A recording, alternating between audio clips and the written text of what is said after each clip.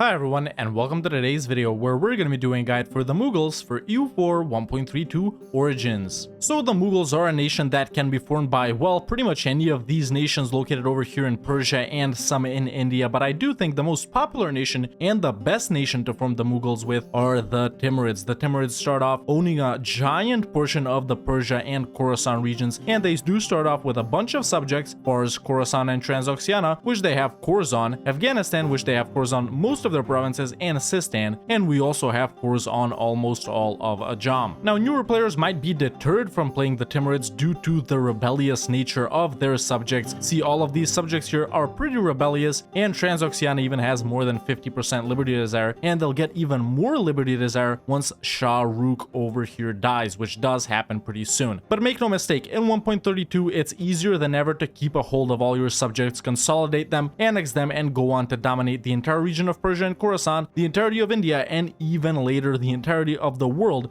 because the Mughals are one of the easiest nations, if not the easiest, to do a world conquest with. And before we begin, if you enjoyed this video, don't hesitate to leave a like, it really helps out a lot. And if you want to see more guides or more EU4 videos in general, definitely hit that subscribe button so you don't miss out on anything. Let's take a look at what we need to do as the Timurids. So first of all, of course, we do need to get our subjects under control. As I said, Transoxiana is disloyal, and all of these guys will be becoming disloyal pretty soon too. But first, we're gonna set a focus of siege on all of them. Then we're gonna click here and enact the lenient taxation policy, which gives us +1 Diplo rep and minus 15% liberty desire in subjects. Boom, there we go. None of these guys are disloyal anymore, but we still have the death of Shah Rukh to not look forward to because they will become disloyal then. But for some other things, we're gonna go into the decisions, adopt the title of Khalifa, denounce sect practices, and enforce religious unity. Then we're gonna go into our estates and give the emirs strong duchies before we do anything else. Now, because all of the subjects have below 40% liberty desire, we can take the mission Timurid Leadership. Next, we're gonna go back into our estates and summon the Diet. You can pick whichever agenda is best for you. Next, we're gonna give the Ulama religious state, religious diplomats, and establish Sunday schools. We're gonna give the emirs increased levies, and we're gonna give the merchant guilds patronage of the arts and indebted to the merchant guilds. We're also gonna give the Dhimmi guaranteed religious minority rights. Now, we're not giving these other guys the +1 monarch point privileges because our subjects will get even more rebellious. As we can see, they're already +25% rebellious. If we give them the other two, they're going to be +50% rebellious. So once we annex those guys, then we can give out those privileges, or you don't even have to give them out. It really is up to you. Next, we're not going to sell titles, but we are going to seize land. Next, we're going to continue by royal marrying all our subjects, mainly the most disloyal ones, like Transoxiana, Fars, and Afghanistan in my case. But Transoxiana won't accept right now, they will accept the next month, so I'm going to royal marry Fars, Afghanistan, and Sistan. There we go. Next, we're going to take this lower army down here, destroy 1 cavalry regiment, and build 2 more infantry regiments. And we're also going to hire the Free Company. We're not going to be setting rivals just yet, but we are going to be hiring advisors. Get a stab cost guy if you have him. This half cost level 2 guy is pretty good. Get this Diplo rep guy that's half cost, he's scripted as well. And get whichever mill guy you want, preferably a morale or a discipline one. I don't have one that's a level 1, so I'm going to take this manpower guy. Now it's time to wait for December 12th. In the meantime, while waiting for December 12th, royal marry Khorasan and Transoxiana. Now that it's December 12th, it is time to start our first war, which is of course gonna be versus Ajam right here, since we do have cores on almost all of their provinces. Actually, all of their provinces, with the exception of their vassal, Ardalan right here. So it is time to declare on them, and we're gonna declare a reconquest for Tehran right here. They may have some allies by this point, or they may not. It really doesn't matter. In my case, they're like the no guy, but either way, we're gonna declare. In this war, let your subjects do most of the work so they get tired, their armies shrink, and stuff like that, but you can go and siege down forts and stuff like that. At this point, we're also going to start building a spy network on Baluchistan. I did forget to mention that right before this war, you should rival Ajam or any nations that you can. So right before you declare on Ajam, rival people. I forgot to do it in my case, my bad. And with the other two diplomats, you are gonna improve relations with your most disloyal subjects, like just Transoxiana in my case, but I'm gonna improve with other guys as well, like Fars too. Keep your armies back to conserve manpower. We do need to build up our manpower for this mission right here, Prepare for War, where we need to have 60% manpower, so I'm just gonna go and siege a bit with my free company here. I know I don't have generals, that's because I don't plan to get into battles, but if I do need to get into a battle, I will hire a general for the free company.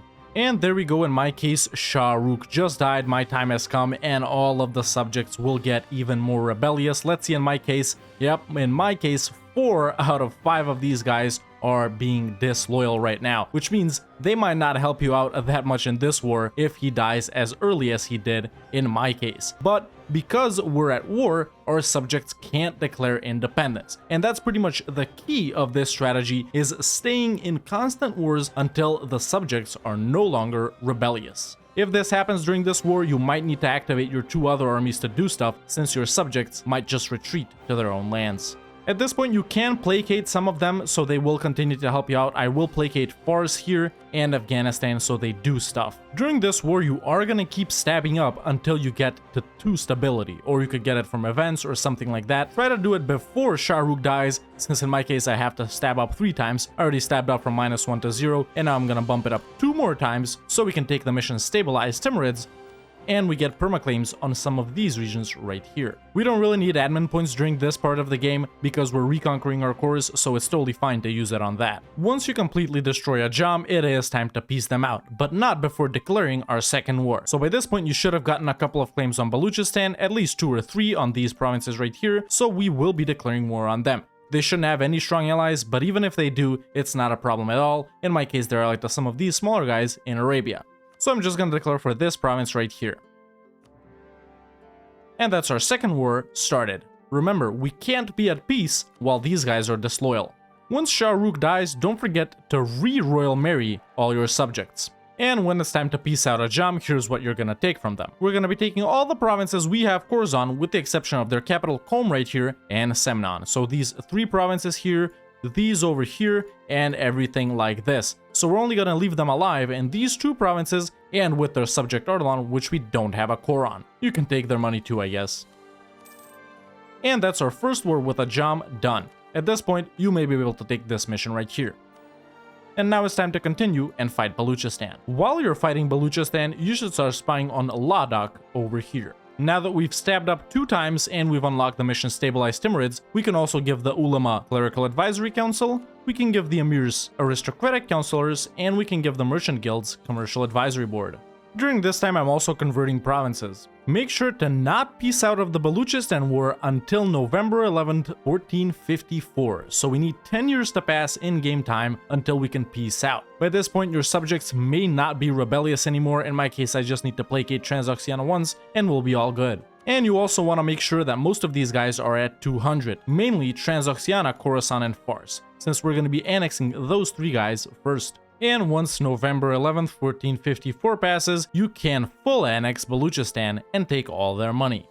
And that's our second war done. Once that war is done, you need to make sure Fars, Khorasan, and Transoxiana all have above 190 opinion. In my case, I just need to get Fars 6 more opinion. And once all 3 of these guys over here have above 190 opinion, you need to recall all your diplomats back. And once all the diplomats are back, we're gonna tell all of them to annex each of those 3 subjects right here. So Fars, Khorasan, and Transoxiana. Those are the 3 subjects that we have cores on all of their provinces. Now, the thing is, I know some of you guys are thinking, Transoxiana has cores on Uzbek, why don't you declare a reconquest on Uzbek? Well, I don't think it's worth it, because if we give Transoxiana their cores back over here, we're gonna have to manually wait and waste diplo points to annex them. And those provinces over here aren't really that valuable. They're not worth a reconquest and not integrating Transoxiana immediately. Instead, later when we fight Uzbek, we can simply pop out Kazakh from them, which has 1,000,000 cores on all of these provinces right here, as you guys can see, and even Sabir up here in the north, and they have a ton more cores up here too. So no need to reconquer Transoxiana's cores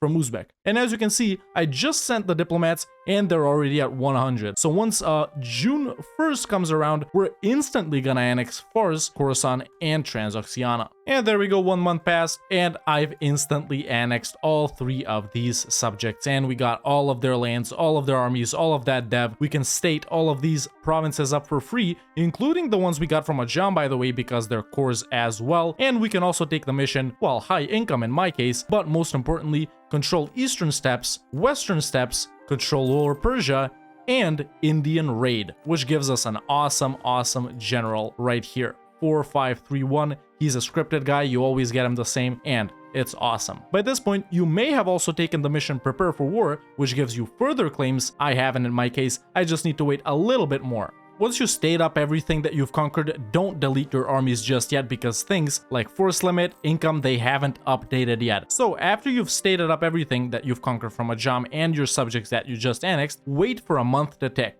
And now that 1 month has passed, things have updated. Of course, I'm making money, I'm not over force limit, and what we can do during this point is lower autonomy as well. This will provoke a bunch of rebels, so you will have to fight a bunch of rebels, but listen, that's just more army tradition and more income and more manpower and everything else. So make sure to lower autonomy everywhere that you can.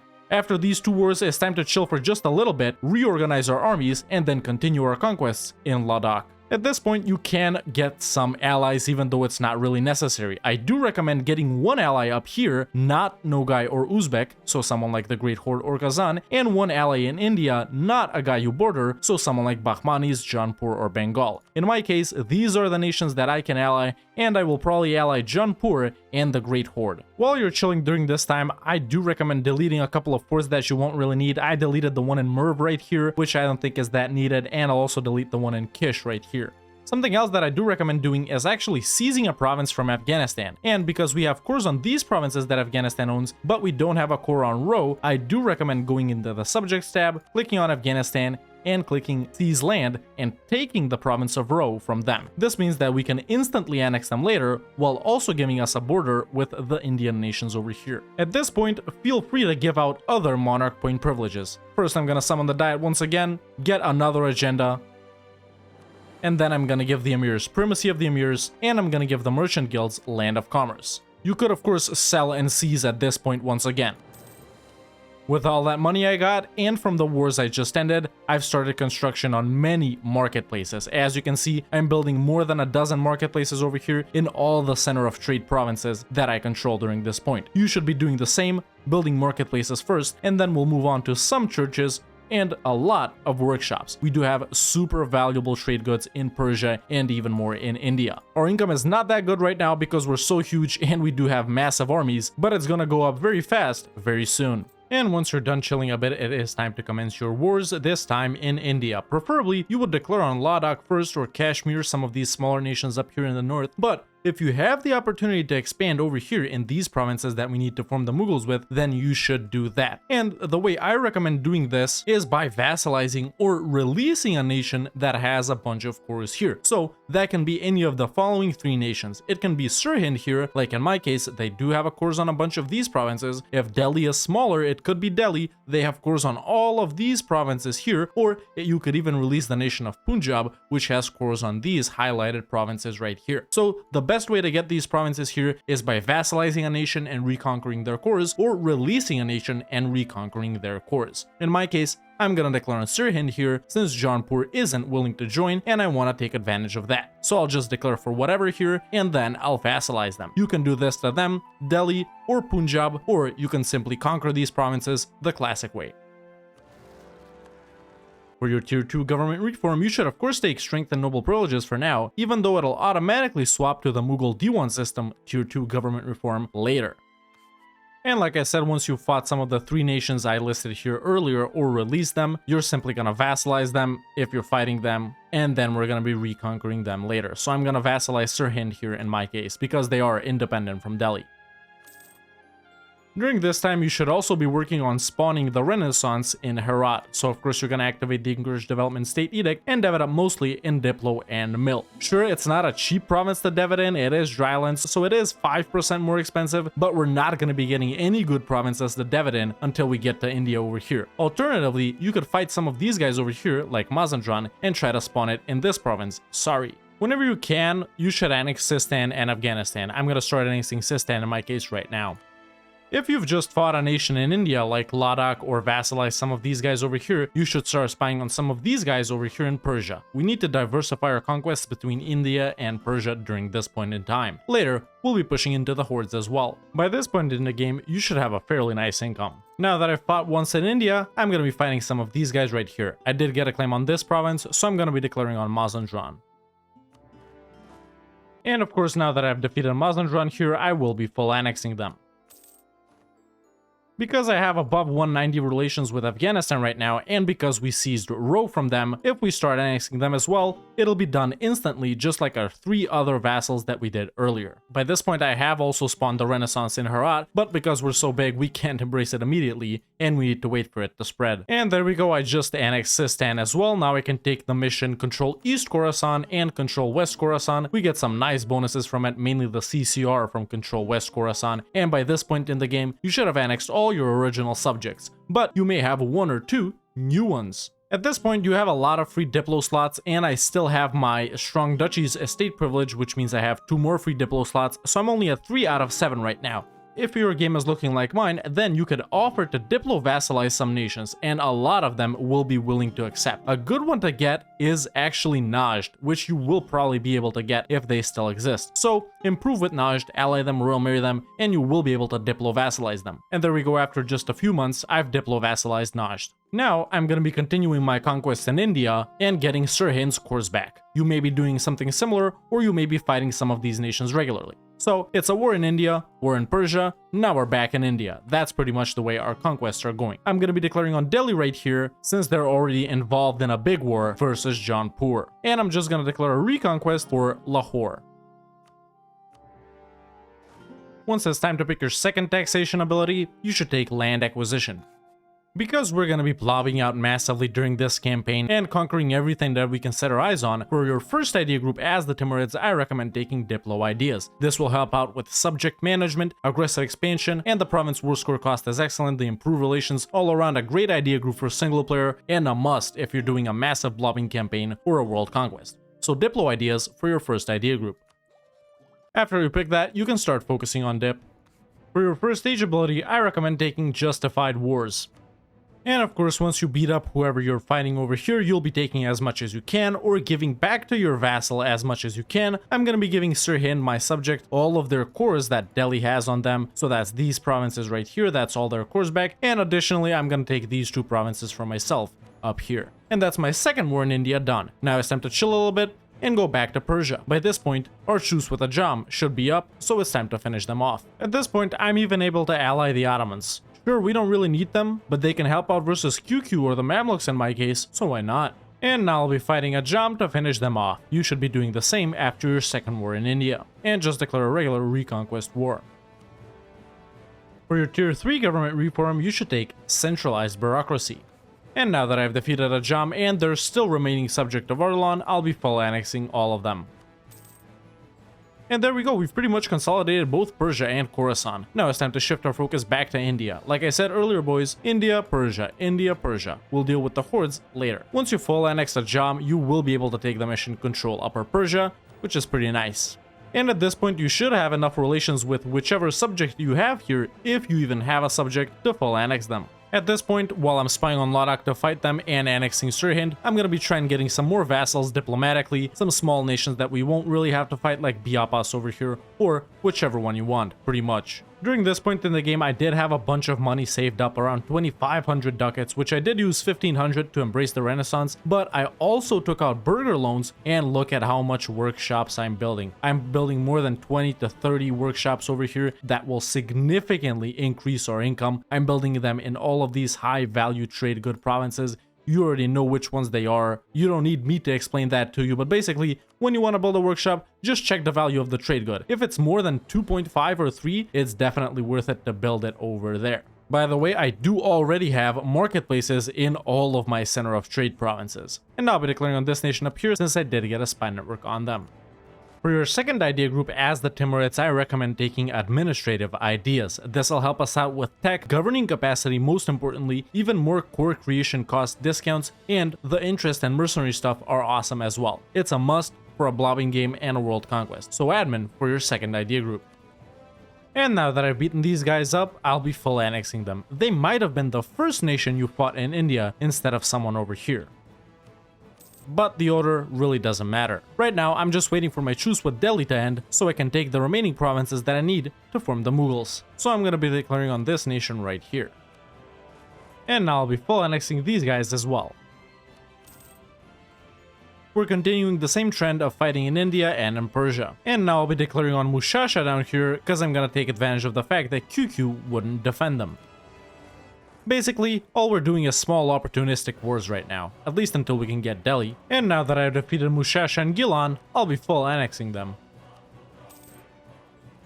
And now that my truce with Delhi is up, I will be declaring on them to get the final province I need to form the Mughals, which is Delhi itself. Of course, you don't need to conquer a whole lot to form the Mughals. You only need Delhi and one of these three provinces, Central Doab, Doaba, or Lahore. So it is time to declare on Delhi. For the conquest of Delhi, I'm using my subjects CB, and I am going to call in Jaunpur to help me out with Bengal.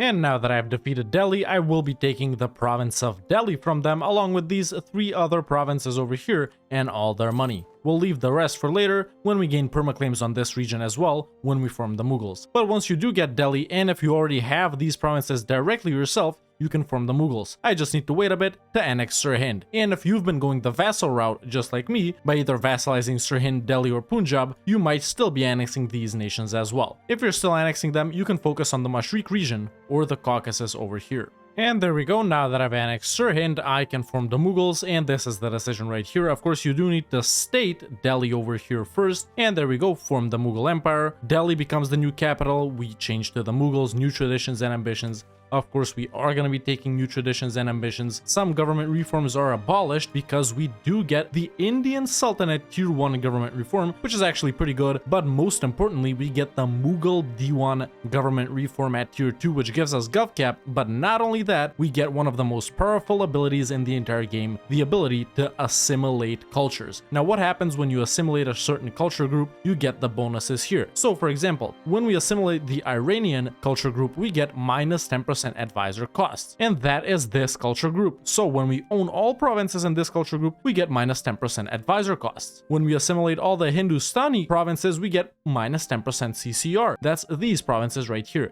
You get it how it works, and basically no cultures are left unaccepted. Super powerful. And for tier 3 we get the Mansabdari system, which gives us minus 0.3 yearly army tradition decay and another plus 150 governing capacity. Super powerful nation, and we also gain a very nice mission tree. Of course, you could have completed the Timurid mission tree before you formed the Mughals, but you either already have or has just 1 or 2 missions left, which is not that important. When we form the Mughals, we also gain permaclaims on these areas right here. Basically, the region of Hindustan. Now, something that actually kind of sucks when you form the Mughals is that your capital moves to the province of Delhi. Now, that isn't that bad, our capital in India isn't that bad, but actually, Doab becomes our main trade node instead of Persia. So when you form the Mughals, you might not be making as much money as you did when you were the Timurids, so don't get confused by that. That's only because you moved your capital to Delhi automatically.